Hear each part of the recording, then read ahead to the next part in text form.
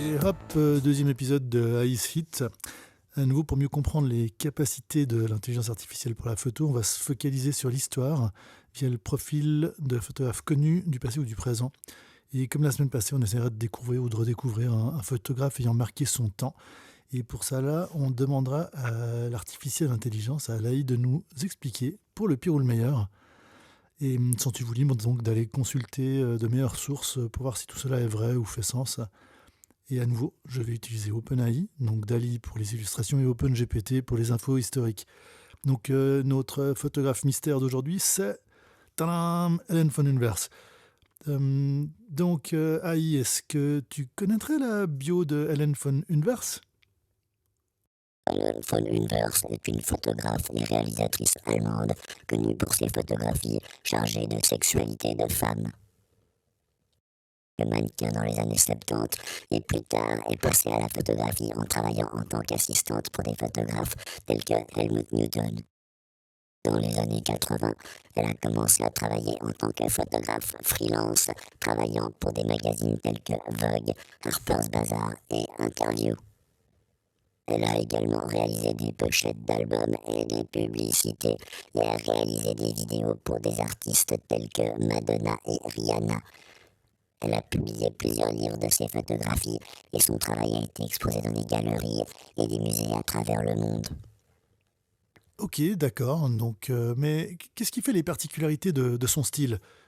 Est-ce qu'on pourrait avoir quelques exemples inspirés de celui-ci? Helen von Unvert est connue pour son style érotique et ludique. Ses photographies mettent souvent en scène des poses sensuelles et ont un fort sous-entendu sexuel. Ok, alors effectivement, il y a un côté ludique, ça c'est clair. C'est assez surprenant à nouveau comment l'AI s'est accaparé le style et essaie de nous le retranscrire. Alors, on voit clairement un côté ludique là et ses couleurs. Je trouve que ça ressemble assez en fait à certains des travaux qu'on peut retrouver enfin, dans l'état d'esprit, dans le style de Helen von Unvert. Euh, bon, à droite, il arrive assez bien à retranscrire un peu ce côté de sous-entendu. Ouais, intéressant, ces deux premiers clichés. Les photographies d'Helen von Unvers sont souvent prises dans un style de mode et de glamour, mettant en valeur la beauté et l'élégance des modèles et des vêtements. Alors ouais, là, les deux exemples qui viennent.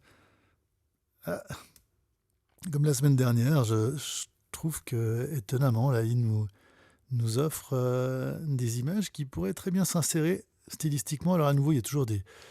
Ça ressemble pas encore... Ça ressemble à de la photo, mais ça ressemble plus à une œuvre créée dans un style de collage. Mais on retrouve un petit peu de l'état d'esprit du style de Helen von Unvert, je trouve. Alors à nouveau, si n'hésitez pas à poster des commentaires ou plus bas, on va faire des propositions de recherche. Mais ouais, je trouve intéressant à gauche là ce côté un peu intime, un peu festif, un peu de club ou de bar, et à droite le côté un peu plus studio mode. Ouais, ça marche plutôt pas mal. L'arrière-plan d'Helen von Unvert en tant que cinéaste a influencé son style photographique. Ses photographies ont souvent une qualité cinématographique avec une forte accentuation sur le récit et la composition. Alors là, les deux images. Ouais, alors là, on part sur du monochrome. On retrouve souvent, j'ai l'impression, dans certains des travaux de Helen von Unvert, cet aspect un peu bichromique. Donc là, je trouve intéressant comme l'AI nous a a réussi à inspirer de son style ces deux images qu'il nous propose, avec effectivement une focalisation sur visiblement des histoires féminines. Intéressant, intéressant. Les photographies d'Helen von Unvert montrent souvent les femmes de manière puissante, confiante et affirmée, ce qui est différent de la représentation habituelle des femmes dans la photographie. Alors voilà, à nouveau deux clichés. Ouais, alors l'inspiration, effectivement, on retrouve quelque chose, je trouve, du travail d'Helen von Unvert. Alors à nouveau, toute cette série est un prétexte pour aller découvrir les vrais travaux de la personne, et pas seulement ces sortes de patchwork créés de toutes pièces. Mais ça nous donne une bonne idée aussi de ce que fait l'intelligence artificielle dans ce cas-là, en fait, en tout cas ces outils-ci. Ouais, on retrouve un peu du style, je trouve, à mon avis. Les photographies d'Hélène von Humbert sont souvent très colorées et vives, ce qui leur donne un aspect animé et énergique. Ouais. Alors, à nouveau, là, par rapport à des photos de mode, peut-être un peu moins cette photo à gauche, je trouve, mais on retrouve quand même ces poses un petit peu, toujours un peu dans l'énergie, un peu c'est toujours assez festif, je trouve. Enfin, c'est très fréquemment très festif. Et là, on retrouve bien ce côté un peu sexy et festif, un peu euh, du monde de Hélène von Humbert. Donc, je trouve que elle s'inspire pas mal, donc là, en tout cas. Euh, et en fait, là, maintenant, ce qui nous intéresse aussi, c'est que vu qu'on a à disposition une AI Hélène, essayons de lui demander une création nouvelle.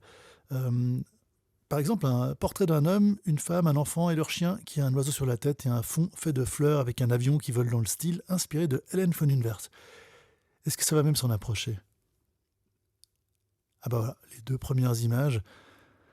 Donc, première image à gauche, je trouve qu'on retrouve un petit peu il y a une inspiration, il y a un truc qui se passe, les fleurs on les a, on a l'avion qui vole, on a ces trois personnages principaux et le chien. Ça marche assez bien, je trouve.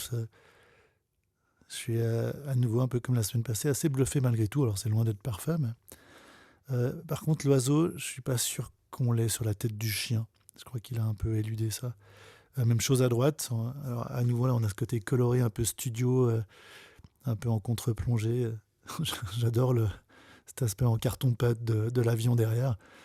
Puis le regard du chien qui nous fait face. Ouais, assez marrant. J'aime bien ça. Euh, alors là, ouais, là c'est rigolo. Les deux images d'après, les deux autres propositions. Alors à nouveau, l'oiseau, on le perd. Je ne sais pas où il est passé. Mais en fait, j'ai l'impression que l'avion s'est transformé en une sorte de cochon à grosses oreilles qui servent d'aile.